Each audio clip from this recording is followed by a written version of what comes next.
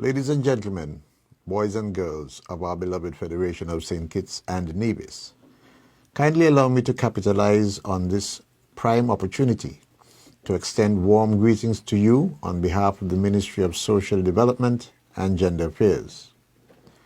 I am most delighted to appear before you on the occasion of International Day of Families. On May 15th of each year, our Federation joins the global community in recognizing, promoting, and celebrating families. Definitions for the term family often abound, but census does not. What is widely known and accepted, however, is the fundamental importance of the family as a pivotal agent of growth and functionality in societies. We are aware of its level of importance because, whether by birth, marriage, adoption, or association, we all belong to a family one way or another. This critical observance, instituted by the United Nations, illuminates the sterling contributions of the family unit to national development. It was former United States President Ronald Reagan who expressed the view that our families mature, preserve, and pass on to each succeeding generation the values we share and cherish, values that are the foundation of our freedoms.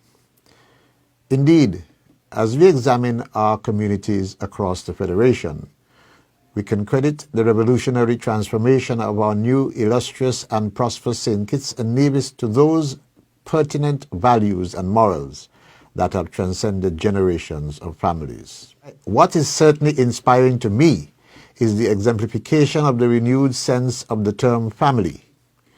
We no longer consider family as those simply related to us by blood, but in many ways those who are closely associated with us. This was perhaps most evident during the COVID-19 pandemic, when countless citizens displayed the true meaning of being our brother's keeper. Many of us reached out to our close and distant relatives, our friends, neighbors, and co-workers and associates, and lent a helping hand with food packages, outreach to senior citizens, or general health and well-being. Moreover, it was a heartwarming personification of those very same values and morals that were inculcated in our own families that brought everyone together as one big family. The impetus to celebrate International Day of Families was further developed from the need to promote awareness of issues relating to families and to increase the knowledge of the social, economic, and demographic processes affecting families. This year, the United Nations has declared the theme as Families and Urbanization.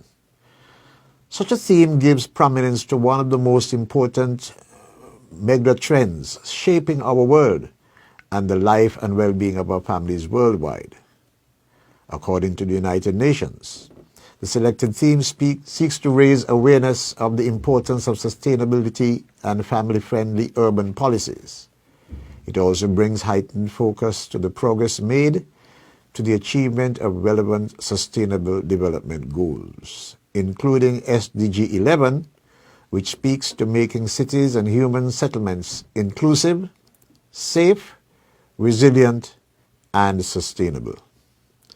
The onus, therefore, is on governments worldwide to redouble their commitment towards effectively managing urbanization in a manner that will ultimately benefit families and enhance the well-being of all generations living in the cities.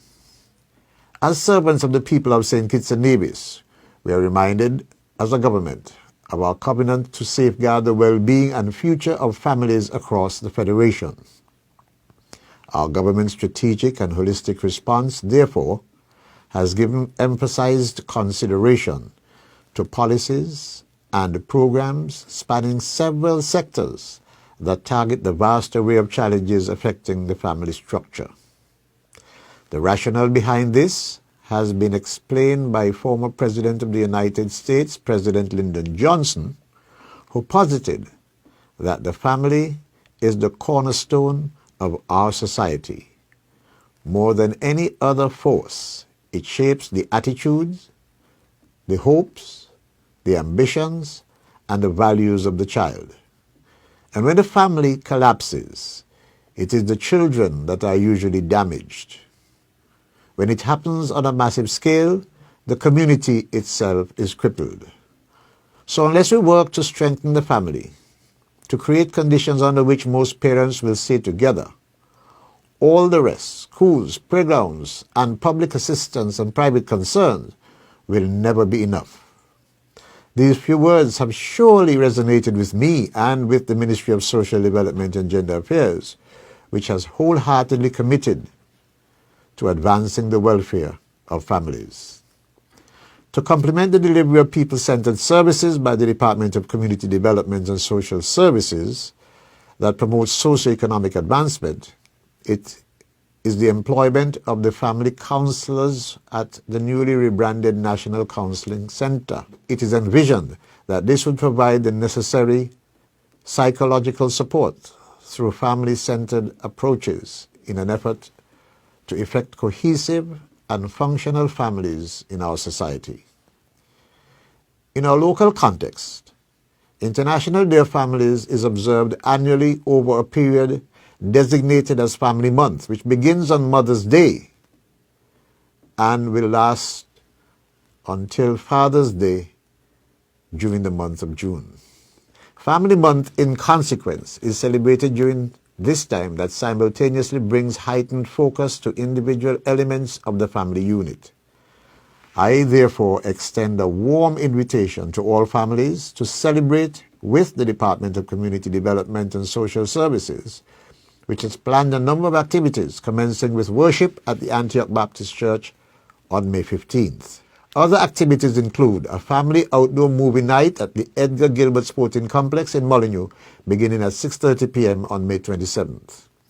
It will be a fun-filled evening with family and friends, and proceeds for concession sales will be donated to the Joshua Obadiah Williams Primary School to advance recovery efforts for the recently known fire which they suffered.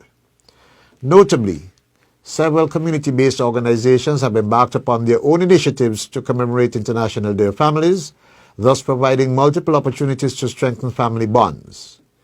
When all is said and done, we will embody the notion suggested by our local Family Month slogan that the family is the glue that holds us together. In concluding these brief remarks, I take this golden opportunity to solicit the support of all sectors of society, inviting them to work collaboratively with the ministry and its intensified quest to build strong and functional families for a safer and more socially progressive tomorrow, therefore engendering a more caring society that ensures the enhanced welfare of all. It is imperative that I emphasize, however, that these efforts must be channeled within the framework of increasing the protection of our most vulnerable human assets, our children, our women, our people with disabilities, and our older persons. Finally, my brethren, my family, we are all admonished as a nation to value the importance of family as priceless, and to demonstrate love and appreciation as much as we can, despite the challenges that some of us may encounter in handling our family matters. Kindly therefore permit me to remind us as a family, it is not just an ordinary feature that shapes our existence. What precisely ties us together is the indivisible proverbial umbilical cord, the cord of love and sacrifice that should never be severed, as it is the most crucial element that binds our family together.